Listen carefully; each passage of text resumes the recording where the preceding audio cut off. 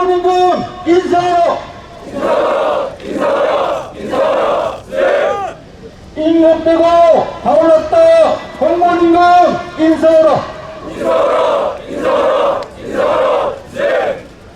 고통분담 정방추 윤석열 정부 규탄한다! 재벌가두세 서민생세 윤석열 정부 규탄한다!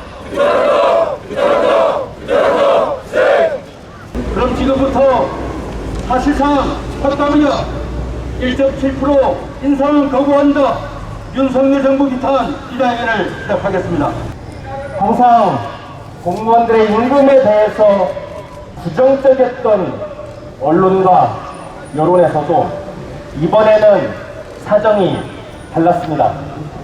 공무원 임금의 열악함을 집중적으로 보도해줬고 89국은 최저임금에도 미치지 못하고 있습니다.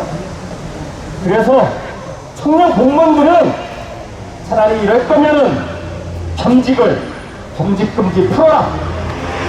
6시 퇴근하고 토요일 일요일 알바라도 해서 살아나가겠다 라고 요구하면서 분노를 표현하고 있는 게 지금의 상황입니다.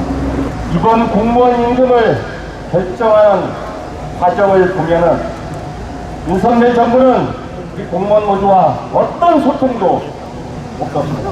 어떤 설명도 없었습니다. 지지율 30%대의 불통정부의 모습이 우리 공무원한테도 그렇게 적용이 되었습니다. 윤석열 정부가 우리 공무원 노동자들한테 대정부 투쟁으로 내몰고 있는 것 같습니다. 이 정권을 끝장내야 우리 공무원 노동자의 생존권을 지킬 수 있다면 우리는 정권 퇴진 투쟁이라도 할 수밖에 없다는 것을 분명히 밝힙니다. 윤석열 정부의 활구는 언제가 됐건 간에 그 첫 포문은 우리 공직사회부터 나올 것이라는 것을 다시 한번 분명히 말합니다. 코로나19 방역 업무, 각종 쏟아지는 업무로 청년 공무원들이 작년 한 해 1만 명이 사표를 냈습니다. 그리고 청년 공무원의 자살, 과로사 등이 끊이지 않고 있습니다. 그동안 우리는 공무원으로서의 책무를 다해왔고 최근 역대급 폭우 속에서도 밤샘 근무 그리고 복구 작업까지 최선을 다해왔습니다. 그러나 오히려 윤석열 정부는 이런 우리에게 2023년 노조의 7.4% 인상 요구를 거부하고 1.7%로 일반 결정하였습니다. 이렇게 열심히 일해온 청년 공무원들에게 제대로 된 보상을 해줄 마음이 전혀 없었던 것 같습니다.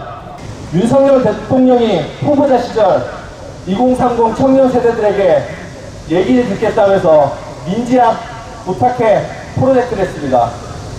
이번 임금 인상 결정은 청년 공무원들에게 민지야 그냥 죽어라는 사형 선고와 같습니다.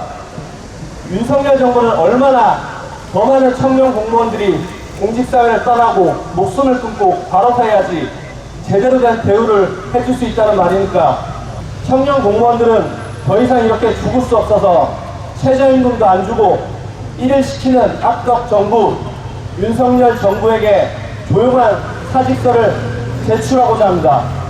2030 청년 공무원들에게는 월급도, 통장도, 브라벨도, 노후도, 결혼도, 양육도 모두 사망했습니다. 그 선언을 하는 청년 공무원들께서 손에 든 티켓을 박살내는 퍼포먼스를 진행하도록 하겠습니다.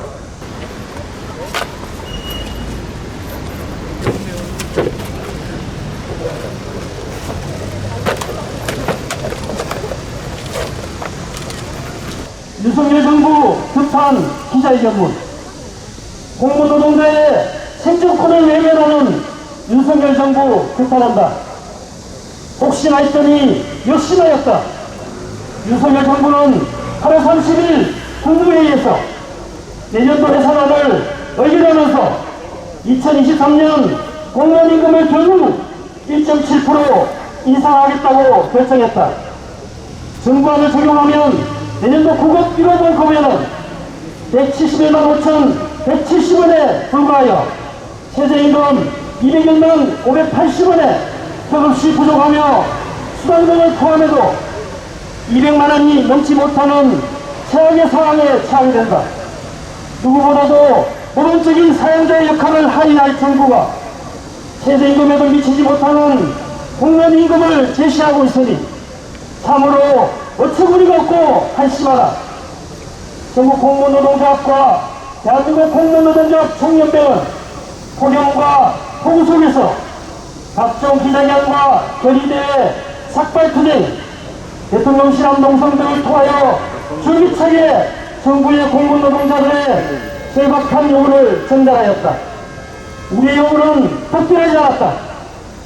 물가 상승률에도 미치지 못하는 임금 인상으로 인한 임금 삭감을 막아내야 하는 것이며 사회적으로 문제되고 있는 청년 공무노동자들의 임금 문제를 해결해 달라는 것이다. 전달한 그 대통령 집무실의 정보관께서 대신 수령하도록 하겠습니다.